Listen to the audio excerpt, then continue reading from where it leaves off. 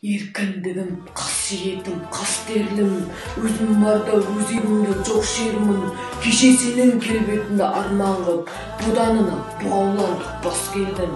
Бабалардың басын тігіп бәйгеге, аналардың жанарына жас бердің. Уай еркіндер, қош келдің. Өзегімді өрт қораған қоғамда, өзегімде өзім өгей болам ба? Алшағым басып жүре алмаса мал табаш, азаттығым қадірімде жоқ онда.